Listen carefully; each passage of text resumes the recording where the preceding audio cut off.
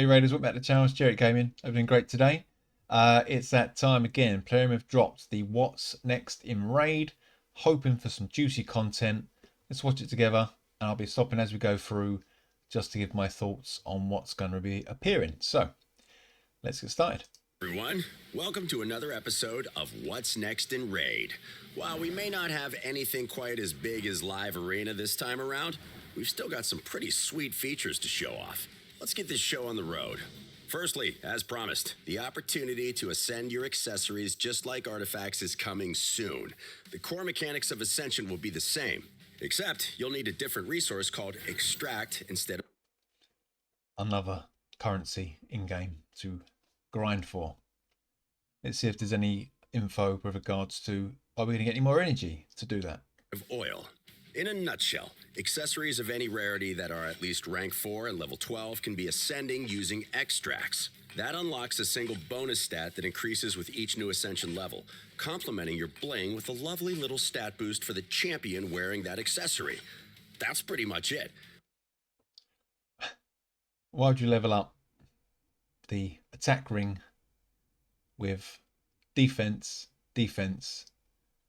But where do we get these magical extracts? El Name the Sand Devil now has a partner in crime. Phantom Grove. The Phantom Shogun's Grove is where you'll find these extracts. But ooh, okay, could. Finally getting that last dungeon opening up at the end. like every other dungeon, there's someone there to stop you. Akumori the Phantom Shogun. He won't just let you take his stuff and run. Coming straight out of Shadowkin and Sylvan horror stories, this badass undead daimyo has a few choice words for would-be thieves. He comes fully armed with a new debuff and some unique mechanics that will force you to improvise and adapt on the fly. He looks wicked. Look at that setup. Real pucker, Shadowkin looking, dark Japanese, Asian Oriental fusion. Like it. The Kirin's on the Kirin. I think that's a Kirin. Oh, no, that's a flaming horse. We'll release a separate feature guide video that will explain the strategy for this fight in greater detail. Look at the heads. All the heads of the heroes that have tried to get the new oil, Ascension oil. Or accessory oil. Okay, no one there I can recognize. But here are a few appetizers. First up, Akumori has a shiny new toy, a new debuff called Enfeeble. Any champions under this debuff can only deal weak hits. Ouch. And the more weak hits Akumori receives, the higher his special shade counter goes. Double ouch. As you have probably guessed, that's bad. Very bad, in fact. I wonder if the set in game that will now give us a better rate or a better chance of not getting weak hits. I wonder if that's going to come into play then in that dungeon.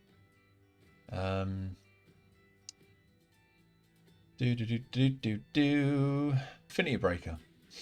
Yeah, crit damage 30%, 50% chance to change weak hit to critical hit. Right, so there we go. Are we going to need some Affinity Breaker champs in this mode to help counter this guy? Or do we just cleanse it off? It doesn't look like he's protected, although he's got a block passive by the look of it. It increases Akumori's critical rate and critical damage, makes him immune to a bunch of effects, and sets him up to deliver devastating single-target nukes that ignore protective buffs. That's without mentioning the fact that once the shade counter is almost full, Akumori begins to ignore 100% of your champion's def as well. Triple ouch. This fearsome Phantom Shogun also has a block passive skills debuff on one of his skills. Fun, or maybe not so fun fact, this is the first boss in Raid that's able to place block passive skills. Don't underestimate it. Losing those sweet passive skills at a critical moment is going to hurt. It's not all... Oh look, and he does have that move protected. Just go back a sec. Yeah, there you go. Look, on the shard, look, protected. That's not good. Hopefully this is a higher level version. So you can't cleanse it, and it's 3 turns. first boss in Raid that's able to place block passive skills. Don't underestimate it. Losing those sweet passive skills at a critical moment is going to hurt. It's not all pain and suffering, though. Remember that shade counter? Well, Awakened champions can lower that counter with their skills, so make sure to bring a few along for the fight. There's Awakened champions can lower the counter. Convenient. more good news too. Akumori is one of the few bosses who doesn't have multiple AoE attacks. So champions that can use taunt can distract the big guy from the squishier members of your team. Okay, that's good. Sylvanian Watcher guy is actually going to get some use by the look of it. The taunt. And, as always, cleansers and champions who can block debuffs are going to be a must, especially to keep that nasty new and feeble debuff. Yeah, but he says that. Why is that one protected and the others aren't? So I'll take it then, maybe like some sort of Hydra skill. It's going to always be guaranteed to hit one champ. Probably there's going to be some kind of caveat there where it's going to be lowest HP, highest attack, etc. They're going to get protected debuffs. Buff off your team. But that's enough about the Phantom Shogun's Grove. Keep an eye out for our feature preview in the future. It will take you on a proper There you go. Look, at least he's got poisons there, so that's good. He's got decreased defense. He's got a leech. He's got decreased attack. At least we can get some debuffs out on him. For now, let's move on and see what else Raid has in store. It has been quite a while since we released the Silverfish, more faction war stuff. and we've added to their faction over time. By now, you've collected and leveled up some of these enigmatic forest warriors. So it's only fitting they finally join faction wars with a crypt of their own. Don't expect any surprises or unique changes. We're going the same route. Oh, there you go. See that? Anyone that's collected Lydia, looks like we're going to get ourselves a juicy Eternal Soul Stone there and a Void Shard. And an Immortal Soul Stone. Lovely. As we did with the dwarves and Shadowkin. So all previous rewards except for Lydia the Death Siren remain the same. And when the Sylvan Watcher's Crypt is added to the game, you get more milestones to conquer in faction wars. Lydia will remain the ultimate reward though. If you already reached but forgot to claim her, don't worry. She'll be sent straight to your inbox. Yeah, I forgot to claim her. When these changes go live. If you are still some stars short when the update hits, you'll need to complete the new crypt to earn her. So get moving. Speaking of collecting champions, the roster of champions in Raid has certainly grown in size. So we have prepared an awesome quality of life update to the champions filter. Behold. Available both in your collection and on the Battle Select screen. This filter will allow you to browse through your champions using more filters than before. We've made it super easy for you to get to the champions you want to use. Now that is actually pretty darn good. You could even put the name in. Oh, I hope you can do all this in every area. For each game mode. For starters, you can just type the champion's name in this field. Yeah, that easy. You don't even need the full name. Just a few letters will do. Then you have the most basic options to select champions who match a certain rarity, affinity, rank, and type. So if you want to see all your legendary magic attack champions of rank 5 and above, you can do that. Want to see those same champions that belong to one or several specific factions? No problem. We've got that covered as well. You can make it even more specific by searching for champions with a specific type of aura skill. And we're not just talking select champions with an increase attack aura. That is good. Auras. Was that also? Oh no. You'll be able to specify whether it's an attack increase in arena, dungeons, and so on. And whether it applies to all allies or just a lots of options like that. Specific affinity. Neat, right? What? Not enough for you? All right. How about choosing champions who can apply specific buffs or debuffs? You can pick multiple options from the selection, and the filter will bring up all champions you have who can dish those effects out. Oh, now that is actually really good. Really good. And just in case that's still not enough for you, we have the same options for instant effects too, such as healing, turn meter manipulation, manipulating buff or debuff duration, etc. Finally, we've not forgotten champion tags. You can add those to your filter parameters as well. All in all, we tried to make the champions filter as comprehensive as possible, and it will ensure that team building is easier than ever before, especially for those of you who already have hundreds of champions in your collection. Let's move on to one of the updates. That's it. That is actually really good. I hope that is in every area, like life arena, because sometimes even though you've got your champs, you've got all the tags on, it's still a nightmare to sort through when you're trying to level up certain champs. There's so much options. I like that. I like that a lot. It's coming a bit further down the line. We have a new activity in store for clans, the Hydra Clash. It kind of works like a mini tournament between clans that starts every week and provides players with an extra source of goodies. Because who doesn't love more goodies, right? The rules are simple enough. 5 clans are matched against one another, and Oh, okay. whichever clan deals the most damage to the Hydra and earns the most clash points wins. Simple. How do you earn these clash points? Smack that Hydra's head as hard as you can and use multipliers to your advantage. These multipliers appear on the first battle for each difficulty, with the multiplier increasing as the difficulty ratchets up. Of course, no one will get to be sneaky and reap the rewards of their clan's hard work unless they participate. Players need to reach a certain damage milestone before they are eligible to receive any of the chests that are available through the Hydra Clash. What's more, the size of the reward directly depends on how much they contributed to the clan's performance. You'll need to put in a shift to earn the rewards. While we do have rewards for the second and third places, you'll definitely want your clan to coordinate and grab that top spot. Now, let's take a look at the goodies that await you inside those chests. Protection and stone skin accessories. Protection accessories will be unique to the Hydra Clash, and as the name suggests, they are going to complement the good old protection set, bringing the overall number of items and bonuses to a whopping 9. But first things first, we're going to adjust the balance for this set a little. Namely, we're increasing the chances of buff protection when you have 4 and 6 pieces equipped to 25% and 50% respectively. On top of that, you can get 20 more points of resistance, 8% more speed, and increase your chances of protecting buffs the wearer. That's crazy. That is crazy. 32 speed percent increase. 75% buff. Oh, mate. Net crit.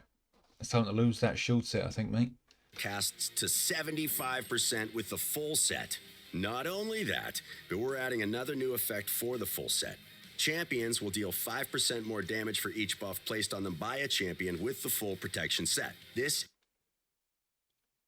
I mean, it's kind of, I don't think you get a lot of attacking champs in protection, so I'm not sure if that's a great really, but still.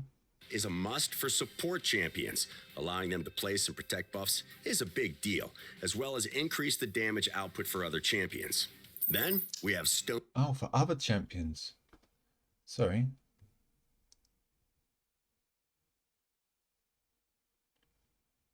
He did say other champions, didn't he? The damage output for other champions.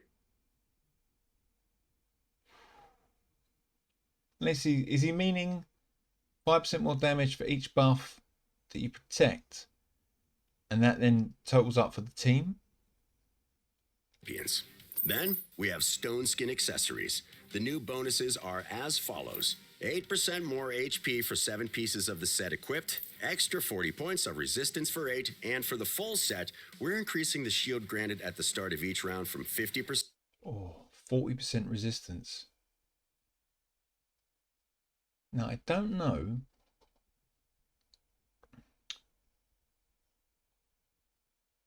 Does the resistance increase your chances at 50% blocking removals or steals? Does it roll the 50? If the 50 is in their favor, does your resistance stop the removal? If it does, and the res is part of that, that's pretty big. If it isn't, then doesn't really matter, because if you've got stone skin on, you're resisting anything anyway. I guess it will probably help against your warlords and Yumikos when they're trying to push your skills back, but unless it stops the actual removal, I'm not sure if resistance is that great at the minute. Percent of your champion's HP to 75%. If you want to really ruin an opponent's day, a couple of champions with full protection and stone skin sets will ensure that your precious buff combo is almost completely untouchable. We're coming to the end of the video, so we'll wrap up with our traditional parade of upcoming Ooh, look at him. champions. The Gallon Pack's getting some sweet new legendaries, including a fiery salamander warrior, a vicious and ferocious orc, and a terrifying Ogren chieftain. Oh, please, please, Plarium, let this Ogren have a full team revive. Don't let us rely on Gear Grinder, or don't let us rely on Uko with her stupid way it works. We need a full team reviver in Ogren Tribe, please. Outside of the Gallon Pact, there's plenty more coming, including a pious Templar of the Sacred Order.